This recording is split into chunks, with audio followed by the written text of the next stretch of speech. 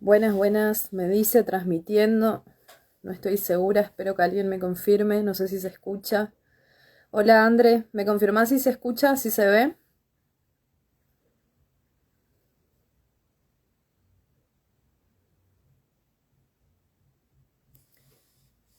Espero a mi compañero de charla.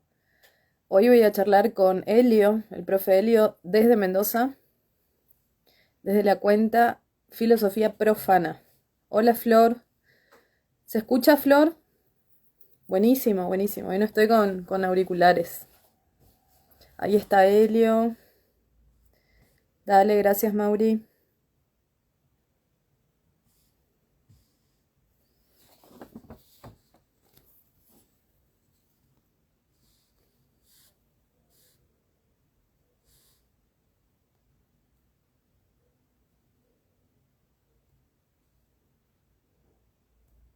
Bueno, quise fijar, no pude. No importa. Voy a invitar al profe Helio.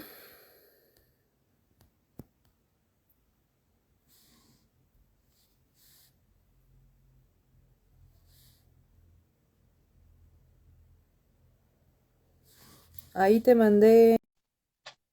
Te espero, Helio. Qué alegría. Primer encuentro de filosofía argentina en redes. Ups. Hola, Hola, ¿cómo estás, querido? hola. ¿Cómo andás? Qué Muy lindo estar bien. Al acá. fin nos tocó, al fin. Qué momentos tan lindos que estamos viviendo, che. Histórico, ¿eh? Tremendo, tremendo, Eh, tremendo. Venía pensando en todo lo que vienen exponiendo. Ahora estaba ahí con los chicos escuchándolo. Hoy ha Sí, sido bien todo el congreso, reflexión de si hay filosofía argentina, ¿no? Este congreso, este primer congreso de redes, ¿no? De cuentas de Instagram. Porque el primer congreso de filosofía a nivel nacional hace 62 años, sí. acá en Mendoza, acá donde estoy yo. ¿Sabés qué miraba ahora que vamos a hablar? No estaba Angélica, pero de los miembros argentinos, de los 33 miembros argentinos, solamente tres filósofas. Ah, mira. Tres. ¿Será que ya estaba en Argentina? Yo en el 49 me parece que no estaba en Argentina, claro, porque están las cartas de Romero, de verdad. No Ajá. estaba Angélica acá, no Estaba estaba. volviendo, creo que el siguiente año volvió. Al otro año, exactamente, al Ujú. otro año. Y justamente, bueno, pensaba en esto que estaban diciendo los chicos que se detuvieron media hora para hablar sobre la filosofía, el pensamiento. Interesantísimo, ¿no? Y partiendo de lo que decían Juan Pablo y Leo, ¿no? De si hay un pensamiento argentino. Yo creo que lo bueno de que estamos acá, encontrándonos, hablando de algunos autores, es que algo hay, algo hay. Ahí Juan decía algo tan interesante. No sé si la divulgación solamente, pero me parece que esto de poder encontrarnos varias cuentas, que no solo hacemos docencia, Exacto. sino que también De pensando distintos con niveles otros. académicos, de distintas procedencias, distintas visiones también, distintas visiones. Bueno, ahora nosotros somos más federales, ha Sí. habido mucha gente ahí de Buenos Aires, el conurbano, nosotros vos de Misiones, yo de Mendoza, recién Juan de Santa Fe, ¿no? Sí, Somos, y bueno, hubo gente que a lo mejor no pudo estar en este primer congreso de otros lugares que están haciendo un laburo grandísimo. Yo en realidad me siento un caído, pero un privilegiado de estar en este momento y de haber vivido tan intensamente estos 3 días, que son 3 días, quiero agradecerle sobre todo a la logística, pero el sueño inicial también la Jessie, sí, sí. nuestra compañera Jessica Silvestri, que este sueño que ahora se ha materializado en estos 3 días, espero que vengan muchos más encuentros, y que tiene que ver con esto de hacer una filosofía comunitaria también. Eh, Preparando por ahí o encontrándome con Angélica Mendoza y viéndolo, nos han quedado un montón de autores argentinos, ¿viste? Veía todos los autores que hemos trabajado, que nos han quedado un montón afuera. Uno de esos, Pucciarelli, ¿no? Pucciarelli decía, pensaba, un filósofo argentino, en el 38 decía, la tarea del filósofo es una reflexión, una introspección solitaria. El pensamiento es solitario. Y muchas veces a mí me ha pasado que cuando uno va leyendo, te vas encontrando con compañeros, es como solitario tu reflexión, ¿no? Vas como rumiando. Pero en este tiempo, con las cuentas en Instagram, en esto que se está generando hace un tiempo, voy encontrando una comunidad que estamos pensando. Bueno, nos ha pasado con esta autora que vamos a presentar hoy, bellísima, de esto, ¿no? De emocionarte o de decir, che, acá hay filosofía. Y no es solo politiquería o hablar o tirar conceptos, no, hay detrás un sustento profundo, ¿no? Porque en realidad, recién lo decían los chicos, la filosofía no es una frase, por ahí nosotros divulgamos y ponemos alguna frasecita, o no es Mm. solo lo que mostraba Merlino en la película, porque detrás hay conceptos y categorías que son complejas. Y entonces, bueno, pensaba esto para arrancar. ¿Vos cómo estás? ¿Cómo, te veo muy linda ahí, esos anteojos? Feliz día para Ah, pero vos. muchas Decía, gracias, sí, sí. Citando a mi colega Flor Sichel, ya les eché a todos de mi casa y estoy tranquila en este momento. Sí, los anteojos son para verte mejor.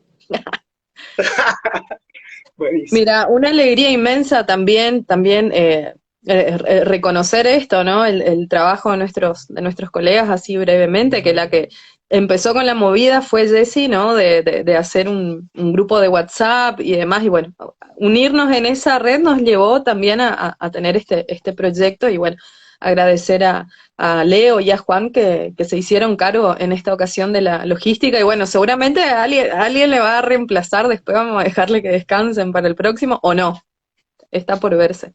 Pero realmente, Les ha salido muy bien, les ha salido muy bien. sí. Apoyamos, la verdad que un laburo atrás, no, con toda la angustia que tenemos de la red si se corta, sino grandes cuentas, grandes filósofos, grandes profesores de filosofía, grandes divulgadores que nos hemos juntado, algunos con mucha trayectoria, otros que estamos trabajando filosóficamente, pero está buenísimo pensar esto que estamos transitando, que ya queda poco para que cerrar, pero que me parece que es maravilloso. Y que bueno, que ha estado ahí la logística de estos dos grandes, así que agradecer también.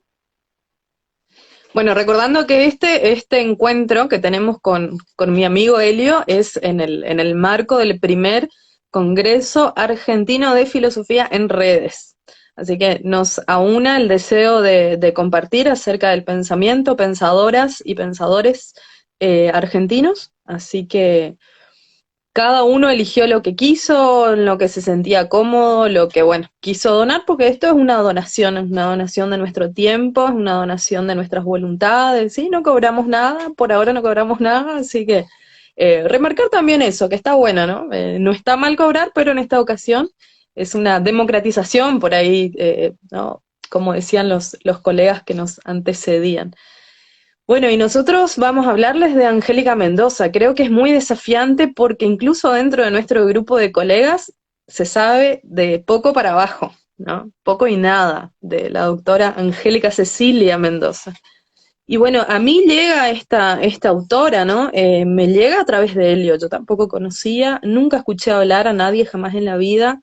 Llevo 17 años ya en la filosofía, desde que empecé a leer esos primeros libritos y demás. Y bueno, la persona que me presenta, Angélica Mendoza, es Helio. Y cuando surge este proyecto de hablar de algunos autores, digo, bueno, yo quiero hablar de Angélica Mendoza, una por curiosidad y otra para engancharme en tu pasión, porque sé que tenés una pasión y hay, bueno, hay una vuelta distinta que le encontramos a la autora. Creo que a mí me interpela, ¿no? Me atrae el hecho de que sea una mujer argentina. Y bueno, y en tu caso también hay algo muy particular, el tema del trabajo en las cárceles, ¿no?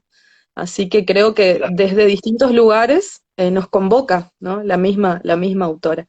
¿Cómo llega a tu vida, Angélica Mendoza? Eso te quería preguntar, Eli. Mira, estoy en un congreso acá de educación social en Mendoza, y presentan la huelga del 19, la huelga del 19, de las maestras del 19, que es reconocida, como pasa en los grupos, ¿no? Fossati. Florencia Ujú, Fossati fue como la secretaria del primer gremio de Mendoza. En la facultad, al escuchar que ya la conocía, Florencia Fossati, en la facultad, y dice, bueno, y Angélica Mendoza, que todavía quedó en la sombra de Fossati, tiene mucho para darle. Nos estaba escuchando una historiadora, que es la historiadora que nosotros, por la que hemos accedido a casi toda su obra, que es Florencia Ferreira de Casone, que es una doctora en historia, y ahí menciona que fue la primera doctora mendocina recibida en Estados Unidos, de filosofía. Y me llamó la atención y empecé a estudiar. ¿Por qué? Porque ahí me enteré que ella había escrito Cárcel de Mujeres. Y frente a mi tarea, dentro del contexto de encierro, vengo trabajando hace más de 10 años en la cárcel, digo, a ver, el tema concreto, bueno, ahora lo vamos a hablar, pero estar en una cárcel, una mujer en esa época, era un hecho histórico particular. Y ahí me entero, de todo lo que va a ir surgiendo ahora en la charla y que vamos a ir contando, de que había sido la primera candidata a presidenta, creadora de una facción del comunismo, bueno, de una de las primeras, digo, que tomó la bandera feminista, que empezó a buscar los lugares y democratización también para la mujer. Bueno, me atravesó el tema de decir, esto, ¿dónde está? No está en ningún lado, no está, está poco explorado y creo que tiene Este vivo un es potencial. indignante. Acá hay mucha indignación. Nosotros estamos indignados. Ya lo habíamos hablado, ¿no? Hicimos una videollamada el otro día para charlarlo y es algo doloroso, ¿no? Y bueno, ahora vamos a compartir por qué, ¿no? Pero haber sido tan precursor, haberse jugado tanto, haber tenido tanta sensibilidad, tanta formación, tanto reconocimiento en el exterior, y acá pasó como que nunca existió. De hecho, acá tenemos la misma edición con Helio, es de, Los raros. sí, Acá lo tengo también. Biblioteca Nacional, se llama, ahí está, Los Raros. O sea que ya empezamos ahí, ¿no? Ya empezamos ahí. No se consigue fácilmente este material. Es un librito que no es muy largo, no es de una lectura muy compleja tampoco. Y a mí me costó, yo estoy en Misiones, a mí me costó conseguirlo, conseguí, bueno, por Librería Hernández. A mí la verdad que ni me registran en Librería Hernández, pero les dejé arrobados en una publicación porque, bueno, sí sé que Carlos, uno de mis seguidores, se compró el librito, no ahí en Librería Hernández, pero se compró. Así que a uno por lo menos le hicimos la influencia, a uno por lo menos le hicimos influencia. Pero es No, difícil de encontrarlo, ¿no? Y el nombre ya te dice, Los Raros. O sea, habría que leer alguna cosita más de la colección Los Raros, que son unos cuantos más, y hay algunas mujeres también. Pero sí, sí, sí. partamos de ahí, ¿no? De lo raro, lo extraño, y que tal cual, tal cual. Sí, y vos sabés que en esto del texto, ¿no? La profundidad filosófica, porque, digo, es filósofa, es realmente cuando lees te das cuenta que el análisis es filosófico y ahí está estudiando cuando escribe. Cuando ella escribe La cárcel de mujeres, está estudiando. Ujú. Que No te era contaba, doctora todavía. no era doctora porque No después era va a doctora. Estados Unidos a hacer su doctorado, Ujú. pero me llamaba la atención esto de que siendo estudiante de filosofía, que estaba militando en el Partido Comunista, va a cárcel de mujeres con una poeta, activista política, Lamarque, ¿no? Que es la primera abogada, o una abogada dentro de las que se recibe, que fue comentada por Borges, ¿viste? Mujeres que no son reconocidas, que han hecho o que han tenido una trayectoria desde el lugar donde estaban, ella como maestra, como gremialista, como específicamente doctora en filosofía, y que ha pasado en nuestra historia o en el pensamiento argentino, una mujer que se escribía con Romero, que fue discípula de Alberini, que estuvo De con los grandes, Casirer, estudió con Casirer. estudió con Casirer y Dewey y A tradujo Hegel, a Hegel a y a Descartes. Descartes. En sus tiempos libres tradujo a Hegel, lo Sí, pone en su hijo. autobiografía, dice, en mis tiempos.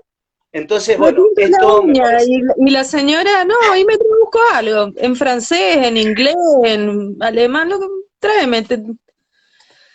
Bueno, esa filósofa que tenemos acá, bueno, vamos hablando un poco de esta biografía, ¿no? En 19, porque trabajó Dale. para la UNESCO, para la OTAN, en 1941 fue reconocida internacionalmente como la mujer más sobresaliente de América. Elio, empezamos para atrás porque teníamos un esquema, hicimos lo que quisimos. Ah, Dejame bueno, ordenar que perdón, necesito. Maestra, por favor. Bueno, nosotros estamos hablando de Angélica Mendoza, doctora en filosofía, mendocina, estoy diciendo, primer candidata a presidente de nuestro país. Nadie sabe, las veces que comentás por ahí, nadie sabe, ni siquiera en su propio partido tuvo el reconocimiento debido, ahora ya lo vamos a hablar por qué. Y bueno, nació en 1889, en 1960 falleció. Política, vamos a empezar por la política, así ordenamos, ¿querés? Porque nosotros estamos dale. chacadísimos y no sé si nos van a entender algo.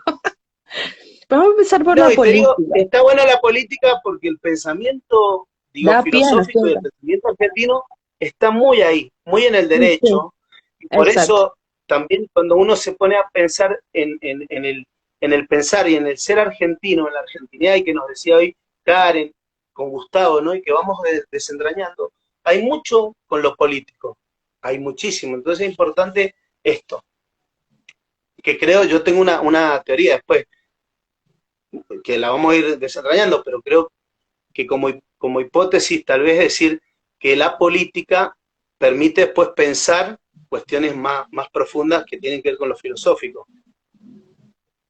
En el caso de Angélica, por lo menos, me parece. Sin duda. En ella sí, sin duda. ¿Cómo es que aparece esta mujer en el Partido Comunista? Porque ella primero, maestra, igual que Elvira López, que ayer estaban nuestras amigas también hablando de Elvira López, la primer doctora en filosofía argentina, con una tesis del feminismo, introduce el término feminismo, ¿no? al ámbito académico. Y al igual que Elvira López, bueno, Angélica Mendoza era maestra. Era maestra y bueno, tiene su primer contacto con el Partido Comunista como que encontró un lugar, porque había sido que históricamente como que el comunismo, no vamos a decir que le da lugar a la mujer, pero como que acceden un poco más las mujeres. No, no es el lugar ideal, ¿no? Históricamente, pero sí acceden, ¿no? Tenemos, por ejemplo, la figura de Rosa Luxemburgo, ¿no? Pero bueno, cuando empieza, ¿no? Empieza a meterse en el comunismo, pasaron cosas. ¿Qué cosas pasaron, Elio? Y ahí ella, en la lucha, digamos, de docentes, conoce al responsable a nivel nacional de lo que sería el socialismo, porque los chicos de Historia para Millennials hablaban, ¿no? Del comunismo un poco, pero en realidad es que en Argentina habían como dos corrientes, la que venía de, de- del, del Estado bolchevique, de la revolución bolchevique, digo, y de toda esa línea que venía respondiendo a Rusia con una mirada mundial, y la propia, justo la propia reflexión de decir, ¿nosotros qué somos? ¿El comunismo que se plantea de Europa para América, o somos un comunismo que tiene que nacer acá desde de nuestra propia idiosincrasia? Y eso ya generó una tensión ya en el primer comunismo, ¿no? Que va a generar que se genere como una pelea, digamos, interna. Y ella ahí conoce a un compañero que va a ser su compañero, Rodolfo Ghioldi. Ghioldi era el responsable del Partido Comunista Socialista acá en la Argentina, y ella se vincula efectivamente, pero se vincula para poder lograr un cometido Guiño, político guiño. que era ¿Usted me entiende? reconocimiento, ¿qué? Guiño, guiño, Guiño, usted me guiño, sí, entiende. guiño, guiño. Porque ella lo dice, era ¿m? El reconocimiento a las maestras y al salario de las maestras como digno, porque no estaban reconocidas. Y se pelea acá con los gobernantes de turno, con el director de escuela, es muy fuerte la pelea, pero ahí, en esta vinculación, empiezan a generarse un grupo de comunistas que venían con esta línea de trabajo y crean un, una organización que es La Chispa, y de ahí un periódico que es La Chispita, donde empiezan a generar esta lucha por, eh, por reconocimiento de derechos, por reconocimientos también de igualdad. Bueno, ahí empieza su quehacer político.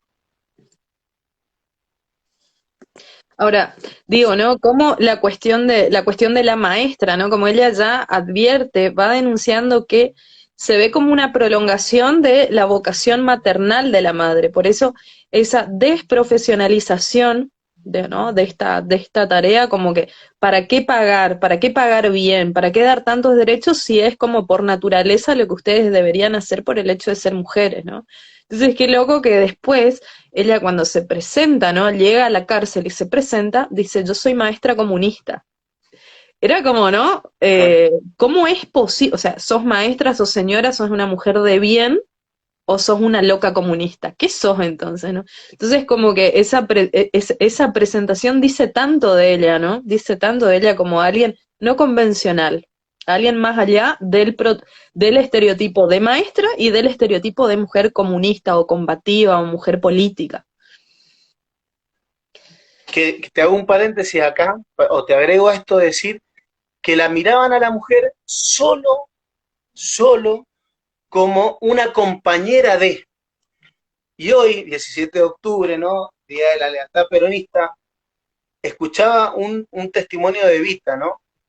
Y que hablaba como la compañera, yo soy compañera, amo a Perón, llamo al pueblo, pero hasta, digo, ese lugar de la mujer como la consorte, y no Exacto. la autonomía, y muy fuerte en el tema este de la política, sobre todo también en el Partido Comunista, como decir, que decir que era maestra comunista implicaba yo soy otra cosa, no soy, Exacto. o sea, era como ahí en ese lugar también que ella va escribiendo cómo es la realidad de las mujeres en cárcel de mujeres, de las quiénes son las presas, porque también es quién iba presa, que tiene que ver con esto de una sociedad bien Epa, ya sí, ¿eh? machista. Me hizo sufrir mucho. Ya te cuento cuando más sufrí, donde más sufrí, ya te voy a contar. Bueno, la cuestión es Ya que vamos a verlo. Angélica entonces desde ese su origen, y además una cosa me pareció interesante, ¿no? Como ella dice, cómo en América Latina los movimientos feministas, que ya existían, en nuestro país ya había ingresado hacía por lo menos 20 años, ¿no? Es decir, cómo siempre se piensa, ¿no? El movimiento feminista, pero dentro de una ideología política. ¿Cómo no se puede desligar? Y de hecho, ella cuando hice esto, allá por los años 30, y para que pasaron 90 años y no se sigue por lo menos en el imaginario colectivo, no se sigue pensando, ¿no? Que el movimiento feminista está dentro de un partido, que son las que siguen cierta, ¿no? Cierta ideología. Tengo la impresión de que sí, ¿no? Entonces cuando ella dice, no, no es eso, es otra cosa, ¿no? Admite otra cosa también el feminismo, ¿no? No pensemos en un grupo heterogéneo, ¿no? Porque el movimiento social nunca es heterogéneo, ¿no? Una de las características del movimiento social es que hay mucha diversidad ahí adentro, ¿no? Porque hay como, son autoconvocados, entonces hay mucha diversidad, nadie los va a llamar. Y bueno, esto me pareció muy interesante, ¿no? Y ella, respecto entonces a la política, como que fue tan, ¿no? Pasó como por alto. Y después cuando se va a los Estados Unidos, porque se va a estudiar allá, se doctora en Estados Unidos, que me llamó la atención también porque no era una persona de una clase socioeconómica muy alta, o sea, fue muy a pulmón lo que No, hizo, ¿no? Fue muy a pulmón. Y ella, cuando llega a los Estados Unidos, fue muy reconocida. Digo, qué extraño, ¿no? Como que acá no le dieron mucha cabida en ningún lugar, ni en el ámbito académico, ni en el político, donde ella estuvo, tampoco en el ámbito sindicalista, donde, qué loco, yo la verdad que no sabía que todo el sindicalismo de los maestros en Argentina surge en Mendoza, y ella estaba ahí, pero me estaba mirando desde afuera, o sí. sea, le puso el cuerpo, literalmente, porque su cuerpo fue a parar a la cárcel, ¿no? Entonces, ¿cómo es que pasó tan desapercibida, ¿no? ¿Cómo es que pasó tan desapercibida? Y respecto a los estudios, ¿querés que comentemos esto de sus estudios? Bueno, sí, sí, sí. Sí, tal vez antes de entrar en cárcel de mujeres esto, ¿no? Hacer la referencia que ella está estudiando la licenciatura de filosofía en la UBA.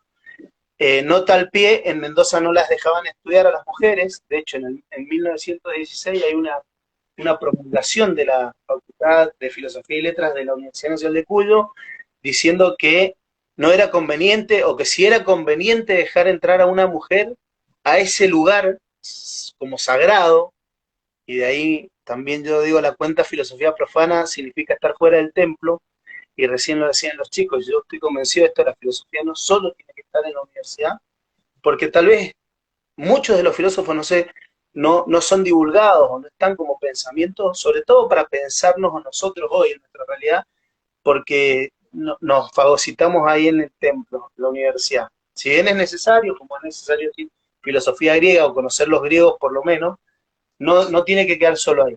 Y en ese sentido se tiene que ir a Buenos Aires a estudiar. Estando en Buenos Aires, estando, es que cae presa.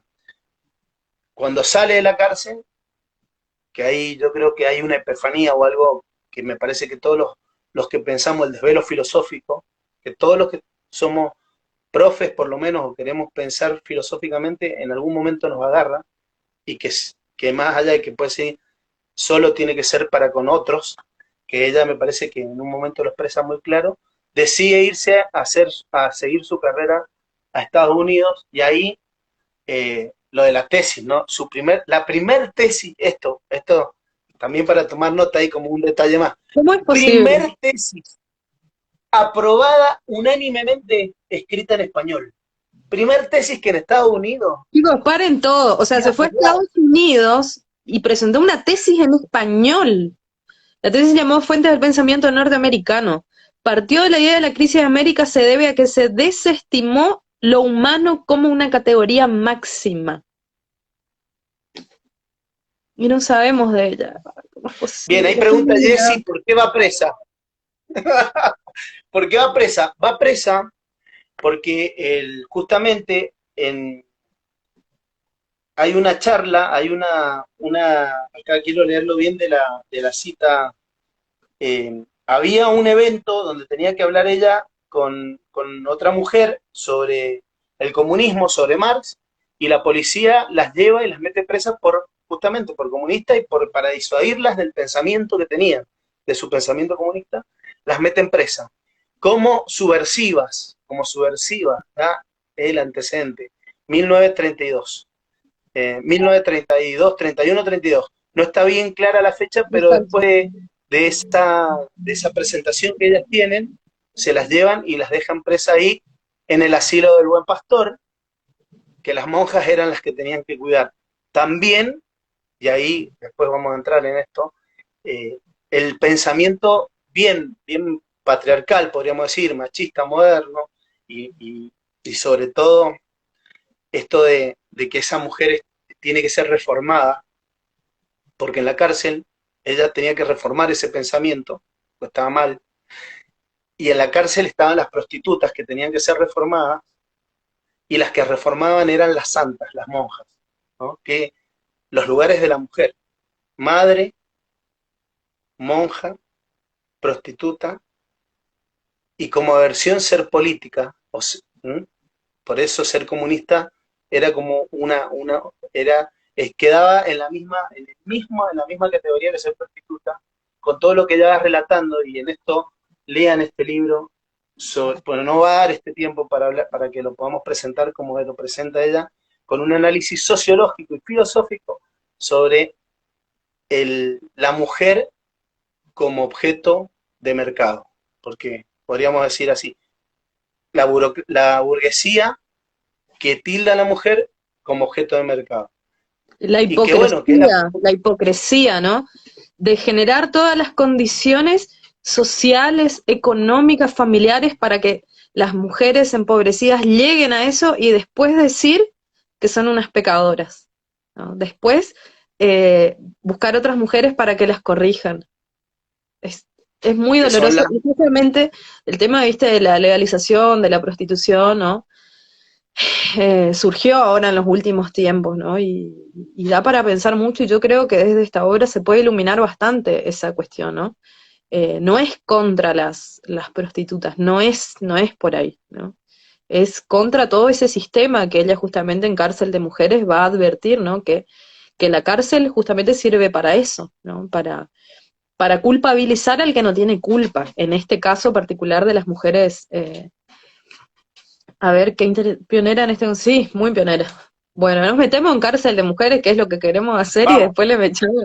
Bueno, Vamos a Fue cárcel de presa, mujeres. entonces, fue presa en el asilo del Buen Pastor, entonces era una cárcel, ¿no? Le llamamos así, asilo, pero era una cárcel, entonces regida por religiosas, donde justamente se buscaba, ¿no? Eso, un cambio de hábitos, de conciencia, a través de la oración, de buenas conductas, sí que bueno, habían tres tipos de mujeres ahí, ¿no? Estaban las mujeres prostitutas, como dijimos, estaban las limosneras y también las ladronas. Entonces, como esas tres pecadoras deberían ser ahí curadas o salvadas.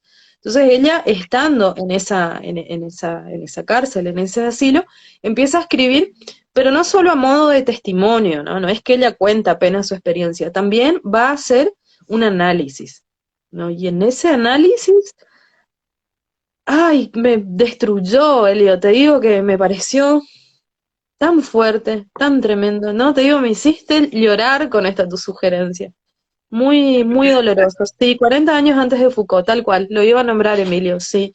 El análisis de la cárcel, ¿no? Como todo lo que se hacía, porque en el fondo lo que se quería entonces era, digamos, o sea, distraer, ¿no? Creo que la palabra es distraer de los verdaderos culpables de que existan esas situaciones, ¿no? Los verdaderos culpables, no los hombres, ojo, no los hombres, sino que ciertas estructuras sociales que llevaban, ¿no? A que las mujeres tengan que vivir de esa forma, a que no tengan otras posibilidades. En un momento, bueno, dice, estas mujeres no sueñan, estas mujeres no piensan en la posibilidad de tener otra vida, ni siquiera se les ocurre, o sea, hasta eso les es vedado, ¿no? La fantasía, justo hablaban nuestras colegas en otro de los vivos, Jesse y Flor, ¿no? La fantasía, ¿no? El ser humano no es solo racional en cuanto que razona, sino también en cuanto que fantasea su porvenir, entonces puede proyectar, bueno, estas mujeres no pueden. Entonces ella hace una caracterización, algunas características que tengo acá anotaditas, te quiero comentar, ¿no?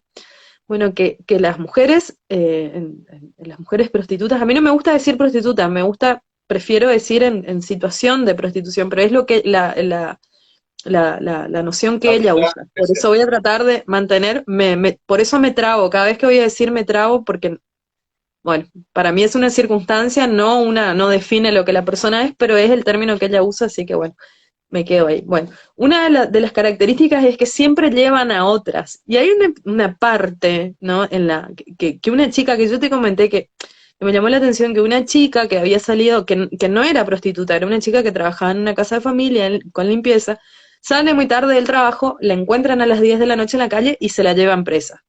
Y estando ahí, él le dice, pero yo no soy prostituta, ¿por qué me trajeron? Ahora, para vengarme, voy a hacer. Entonces se acerca a una y le abraza, le consuela, porque esta mujer estaba quebrada. Le dice, no te preocupes, cuando salgamos vos vas a ser mi cuñada. Y es la forma en la que, digamos, la cuñada era la palabra, ¿no? Como para decir que también iba a ser prostituida por su marido, ¿no? Es decir, que había un hombre, un proxeneta, que para ellas era un santo, ¿no? Ni se les ocurría pensar que era malo, que era violento, decían, no, lo bueno es que siempre te mantiene, ¿no es cierto? Porque si no te dice el tipo, vos ni siquiera te bañás, ni siquiera te arreglas. Entonces ese paternalismo, ¿no? Entonces como que captan, todo el tiempo captan, por eso existen, dicen, ¿no? Por eso existen tantas mujeres en esta situación, porque son captadas por las mismas otras mujeres. Me pareció tan doloroso, ¿no? La falta de alternativa que ella denuncia, me pareció tan tremendo. Otra que Sí, consideran lo suyo como un trabajo, que era algo que vos charlabas, ¿no? Con Carlos la otra vez en un vivo, ¿no? Cómo pensar eso como un trabajo, ¿qué significa, ¿no? No sentirse explotado, no sentirse marginado, pensar que eso es un trabajo como quien cocina, como quien limpia, como quien cuida, un trabajo más, ¿no? No ver ese otro factor. mira, esta frase que ella escribe ahí, dice, la prostituta que corre detrás del comprador no cree realizar una labor deprimente ni trascendental, simplemente un cambio de valores. Ella da el goce, el hombre el dinero. Existe en esta situación una correlación de valores que están condicionados por la ética capitalista. Y ahí va a desarrollar la categoría que Dussel después la toma, ¿no? Pero de la oprimida, la opresión, eh, tremendo, ¿no? ¿Viste? Estamos hablando del año 30. Te me has congelado ahí, no sé si me estás escuchando, pero bueno. No te escucho, ¿me escuchás? Ah, sí, sí, sí, ¿Sí? sí, ¿Me ves? sí, te escucho bien. Bueno, sí, sí, la ética capitalista, ¿eh? Yo te doy goce, vos me das dinero, tremendo.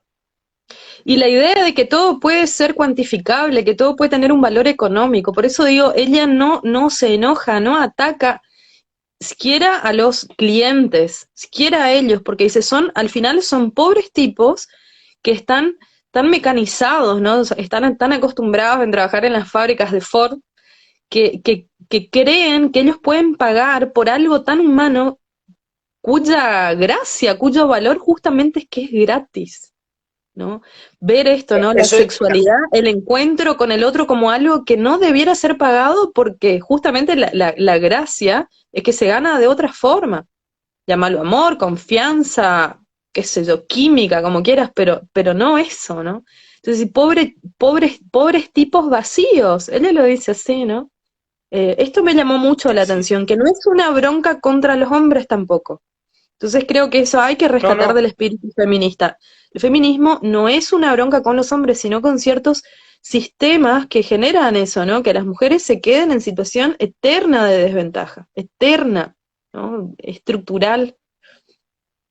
y en esto pensar, ¿no? Justamente que el sistema capitalista, si vamos a hablar de filosofía y pensar, y esto que se adelantó a Foucault, viene a generar esto, ya está visto, ¿no? Ya lo ve Angélica, esta cuestión de la sociedad que ella le va a decir burguesa, hipócrita, con categorías bien marxistas, bien del comunismo, pero que también lo va a ir desarrollando después en su obra, porque en Estados Unidos la pregunta, me parece que importante, es ¿cuál es la ética? Y que creo que es tomándonos más allá de que podemos decir en la filosofía nace en Grecia, creo que se hace fuerte en la reflexión alemana, la Belshausen, ¿no? Belshausen en la cosmovisión, ¿qué es lo que le preocupa? Dice, ¿cuál es la cosmovisión que tenemos nosotros en Latinoamérica? Todavía no nos despertamos, porque podríamos Exacto. decir que más que una filosofía, somos una ética, un ser, y que hoy, ya en este último tiempo, digo, no es solo con estos rasgos europeos o centrales de Cava, ¿no? Digo, sino que somos federales, somos el extranjero, somos el originario. Vos recién lo decías escribiéndole a los chicos, el mate estaba con los guaraníes, no es El digo, mate, no somos, me vengan con que el mate es uruguayo, argentino, paraguayo, el mate es guaraní, es anterior a los estados modernos. Es una cosa profana decir que el mate relacionar con un estado moderno, porque el mate estaba antes, chicos, estaba antes que cualquiera de estos estados. De hecho, la constitución política de estos estados se hizo, ¿no? Tomando mate también, ¿no? Los grandes próceres ya tomaban, pero antes tuvo el mate. Pero justamente eso, no, me marqué acá que dice que ella no habla de una filosofía argentina, que es lo que nos convoca en este congreso, pero sí habla de una filosofía americana, donde, bueno, ahí establece una diferencia entre la América anglosajona y la América latina. Dice que toda América tiene algo en común, que padece una demagogia que lleva a la minoría de edad cívica. Ahí está la cuestión, la política y la incapacidad sí, ética. O sea que si lo político no está asegurado y no está resuelto, lo ético menos. Primero lo político, después lo ético. Me pareció tremendo, tremendo me pareció, ¿no? Tremendo.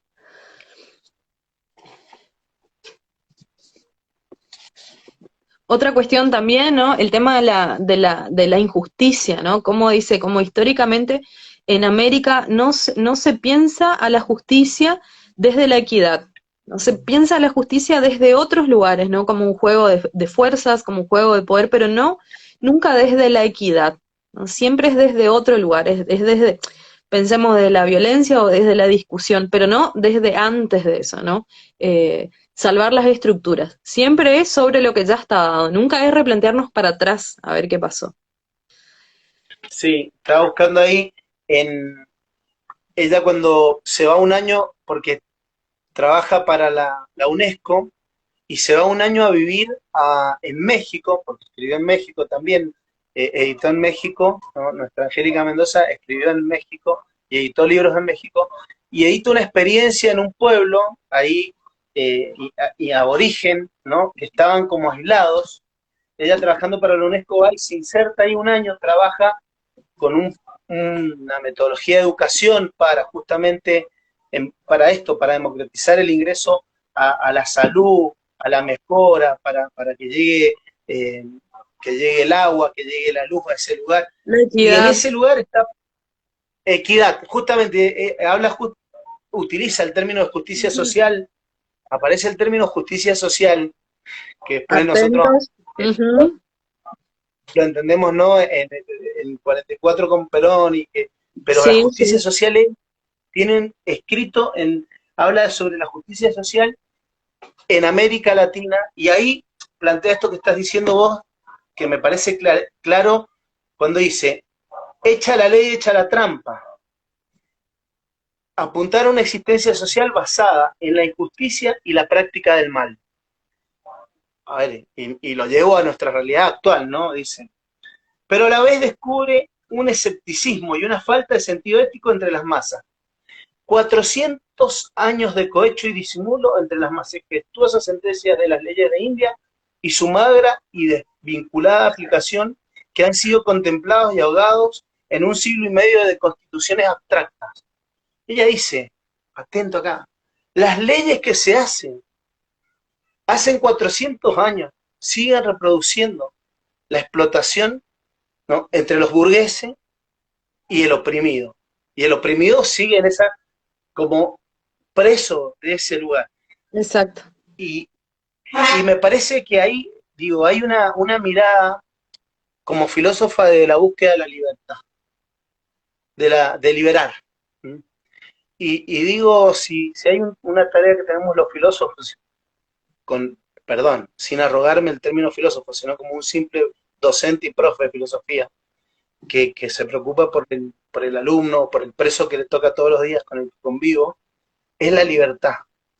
Porque a mí me pasa que yo estoy en el contexto de encierro con los presos, digo, pero esta mujer estuvo presa y entendió que esa libertad se busca con una transformación profunda de la sociedad. Bueno, hay un párrafo que yo después quiero compartir, que no sé si vos también lo elegiste, ese párrafo que es Sí, bellísimo, obvio. donde ella sale. Sí. Vale la libertad. Vale la libertad. Vale, vale la Es que es libertad. imposible, ¿no? Pero no pero no, no para uno solo como individual, no. Vale para hacer con otros, que eso también es tremendo, ¿no? Vale la libertad, vale mucho, pero solo al precio de darla por algo más hondo, más infinito que el limitado deseo de ser uno mismo. En un momento ella, estando en la cárcel, tiene una conversación con una religiosa.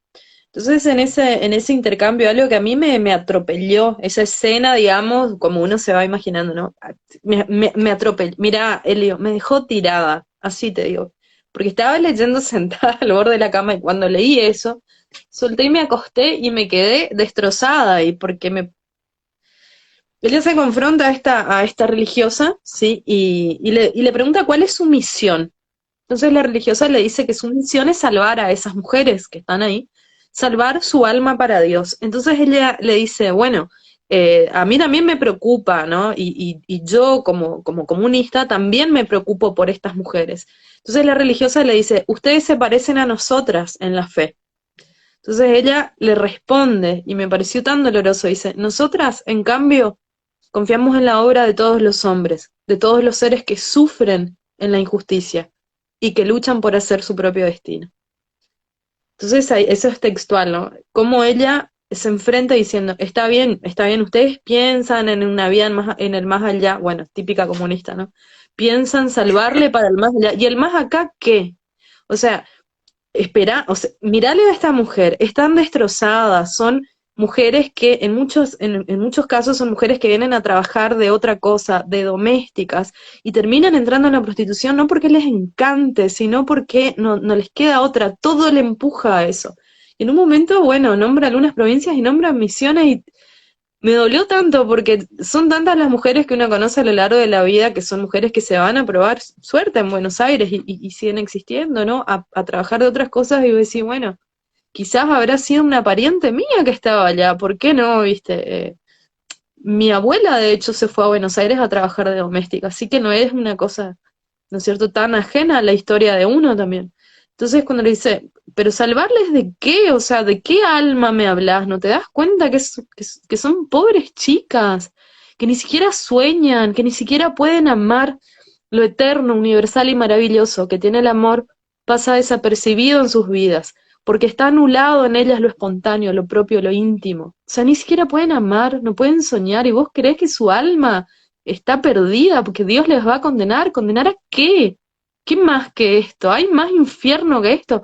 Hagamos algo por ellas para ahora, para allá, para su vida.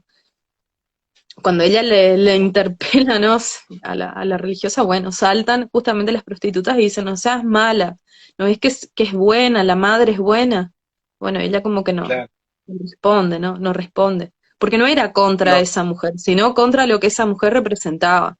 Entonces ella en ese sentido dice, bueno, ellas también son presas, las religiosas también son presas. No se trata de sí. mujeres buenas o malas, sino que son mujeres funcionales. Y esas religiosas son Y, funcionales y existen porque existen las prostitutas, que existen porque existe el deseo, ¿sí? El deseo que el varón burgués no resuelve en su matrimonio. Y esto existe porque existe la monogamia. tal cual. Bueno, es claro que esta estructura, ¿no? Es decir, la mujer para el hombre lo tiene que servir virgen, casta, en la casa cuidando, o darle el goce, el placer, y por eso la mayor indignación de las que son prostitutas es cuando no les pagan, porque dice, encima que me somete, no me paga. Esto que vos recién decías. Y hace esa equiparación, ¿no?, de cómo el sistema utiliza a la mujer para ser madre y criar en la casa, no sale, y el varón puede salir y buscar su goce afuera, pagar por eso. Y estas mujeres cuidan a esas que son presas por ejercer la Son prostitución, funcionales. cuando tienen que después, no, que para colmo tienen que juntar la plata para pagar la multa, para después salir y, y, y conseguir la plata que le costó la multa, devolverla, ejerciendo nuevamente la prostitución. Es decir, más esclavo, más figura de sometimiento imposible. Y ella No hay lo explica mayor muy claro, alienación. este mecanismo. Te escucho de que decías hay que nombrar a todas las provincias, ¿no? Bueno, nosotros estamos, yo tengo sangre misionera, mi papá ahí en Misiones, ahí cerca, ahí San Javier. Y él se crió solo ahí en San Javier y pensaba esto que decís vos, ¿no? Que muchas era el sueño de venirse a Buenos Aires. Y él, para venirse, se tenía que inscribir en la prefectura para poder salir del lugar y lograr algo ahí en San Javier. Y, y fue un tío de vacaciones desde Mendoza y se vino para Mendoza. Se vino de vacaciones y se enamoró de Mendoza y se quedó acá. Y bueno, está acá mi hijo, pero digo, ¿cómo no? Esto que podríamos pensarlo también nosotros en términos de posibilidades reales en todo sentido, ¿no?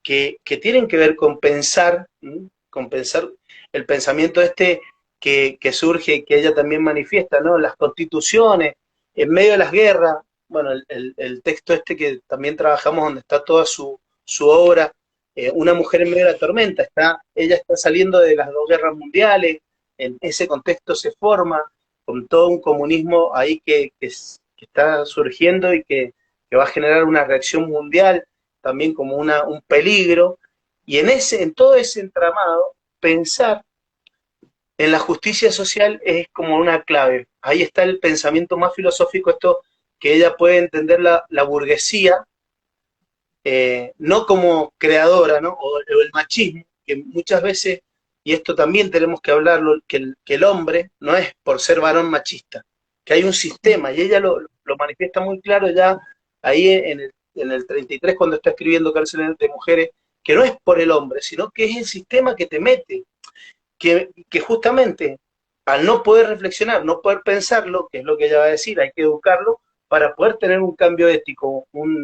Hoy hablamos, ¿no?, de la nueva masculinidad o los varones construidos, pero que tiene que ver con este movimiento, que es un movimiento en definitiva filosófico o de pensamiento crítico, por ponerlo para que no quede no filosófico y decimos, ¿qué estamos hablando? Estamos hablando de una reflexión sobre la subjetividad, sobre la libertad de elegir, verdaderamente elegir, esto que también sale, ¿no? Y ahora que me dijeron que yo soy prostituta, voy a ser prostituta. Ah, buenísimo, vení, vas a ser prostituta, yo te voy a llevar y te voy a llevar al Cafizo, que es mi marido, y vamos a ser cuñada, vamos a ser familia. Que me llamó mucho la atención y qué doloroso, ¿no? Porque no vamos a ser socias, colegas, compinches, vamos a ser cuñadas, o sea, vamos a ser familia, ¿no? Familia.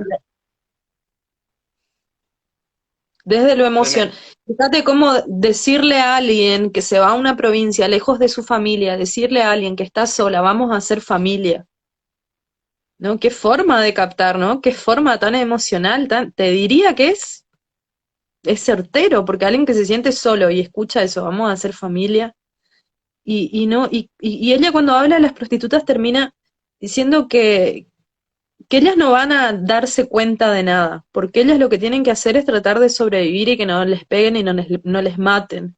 Ellas no se van a dar cuenta de nada.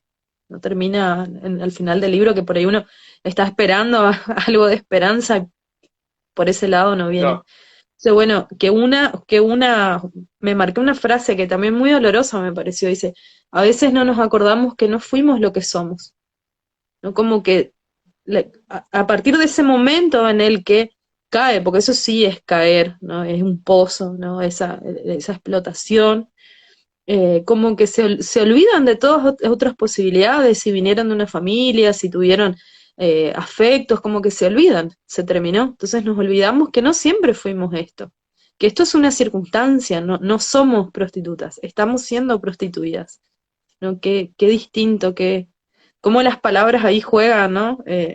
Cómo calan hondo y se nota a lo largo de ese relato, ¿no? De toda ese relato de Cárcel de Mujeres, cómo se nota, ¿no? Cómo las palabras no son nada inocentes, ¿no? Como la forma de percibirse de esas mujeres tiene que ver con eso. Bueno, al final ella hace un análisis imposible que lo tenemos unos minutos, no es imposible que respondamos acá, pero me llamó mucho la atención que ella dice, bueno, ellas no se van a salvar, olvídate.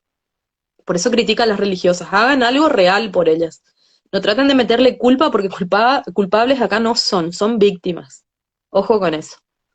¿Viste? Entonces dice, es muy difícil porque ellas no se van a salvar porque ellas no consideran que deban salvarse algo, no llegan a tener la conciencia necesaria, ¿no? Que es lo que el proletariado va a tener. Dice, pero tampoco son parte del proletariado, tampoco son parte de la clase obrera, la clase revolucionaria, no lo son, porque su mente, su forma de pensar, su forma de vivir es burguesa. Entonces dice, me llamó la atención muchísimo que decía, bueno, que en la cárcel las mujeres no cuidan su ropa. Y como ella dice, es un pensamiento burgués, es un pensamiento burgués de que ya voy a tener más dinero para comprar. Y eran re pobres, ¿no? Pero el pensamiento, la forma de pensar seguía siendo burguesa. Entonces, por ejemplo, que se maquillaban muchísimo, que el tema de la ropa, ¿no? Todo tratar de ostentar. ¿Ostentar qué? Si eran pobres. Entonces, en el análisis de Luz Ascona también dice que lo interesante de la obra es que ella habla de dos categorías de oprimidos, históricos, mujeres y pobres. Entonces, cuando se cruzan eso, por lo general, el fenómeno es la prostitución. Re doloroso, Elio. tremendo, Muy doloroso. tremendo, tremendo. Yo, bueno, ya quedan unos minutos. Primero agradecerte, pero infinitamente, de verdad, de compartir esta autora, de que te copaste. Yo lo tiré, yo participando de los vivos de ustedes, tiraba a Angélica Mendoza, porque siempre vengo, porque me vine interpelando desde de donde soy, de donde somos, porque esto es lo que somos. Y también me interpela seguir pensando con otros. Yo celebro esto que está pasando acá.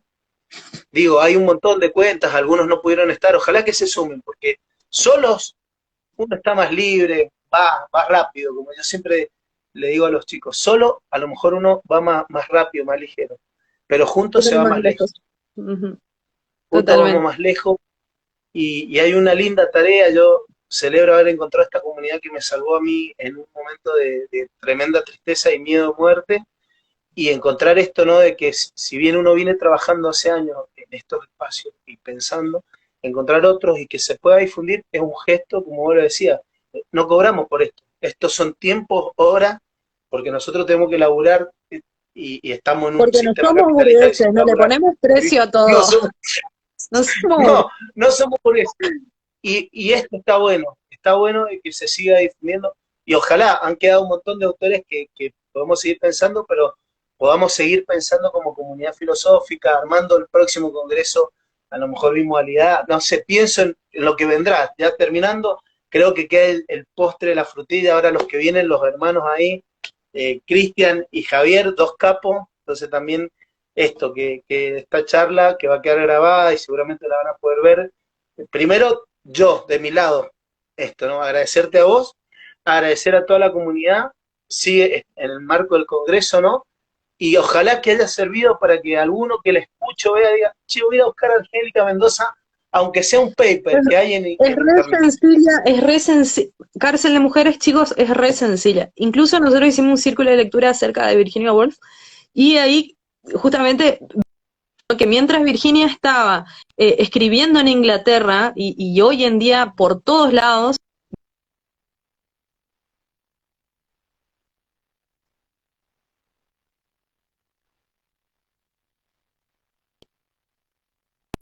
acerca de la necesidad de la mujer, no de tener un cuarto propio, pero de apropiarse de su cuerpo, de su sexualidad, de su fantasía, de su proyecto. ¿Qué es el cuarto propio de Virginia? Es ese, ¿no? Es el propio proyecto, no es la pieza apenas, ¿no? Como algo físico, sino también la propia cosa para una. Te agradezco tanto, tanto, y bueno, y también me enojo porque también sufrí con esta autora. Seguiremos leyendo, ojalá que alguien más se cope y bueno, que encontremos otras cosas. Tengo una frasecita para terminar, y creo que es tal cual, es lo que nos puede quedar lindo para un cierre. No acepto el sufrimiento por él mismo, sino cuando es la medida de nuestra eficacia en la lucha, cuando es fecundo, cuando rinde frente al porvenir. Totalmente existencialista, ¿no? La aceptación del sufrimiento, porque del sufrimiento también se puede sacar algo que rinde. No siempre, pero un sentido, ¿no? Un sentido que creo que todos los que nos metimos en filosofía fue buscando un sentido también. Así es, así es. Les invitamos a todos entonces a que se unan ahora al último vivo. Nosotros somos el anteúltimo, así que bueno, en el otro orden seremos los segundos llamados. Así será. No seremos Bueno, los a pronto primeros, nos pero seremos los encontramos. segundos. No, ¿Eh? sí, no, esperemos. Igual lo importante es participar, estar, y yo estoy feliz de lo que ha pasado estos 3 días. Ha sido mucho laburo y realmente mucha lectura. Muchos filósofos, ahí veía la lista, faltan vivos, Vircano, Dussel, los que nos antecedieron, Coloriano, Alberini, bueno, Crom, no Crom, es mi dislexia. Cor, Lucio, que bueno, habla todos los también de la justicia, ¿no? No de lo abstracto, sino la bajada de la justicia. Me ahí atropelló, Leo dice, segundo pocos los gusto que vi escogidos. media hora. Bueno, Muchos los entonces llamados, pocos ahora, los escogidos, sí. sí, bueno, los Les dejamos, damos tenemos el un pase a los minuto, chicos. le dejamos con Javier Le de damos el pase a los Filocrítica, chicos. eso, y con Cristian de Pensar Liberado, que están con Carlos Astrada, es el último. Muchas gracias a todos los que Vamos con acompañaron Carlos y hasta Astrada. la próxima. Vamos, vamos Ahí al nos vemos expreso, con Carlos. Chao, vamos. chao, vamos, vamos. Chao, chao. Chao, muchas gracias.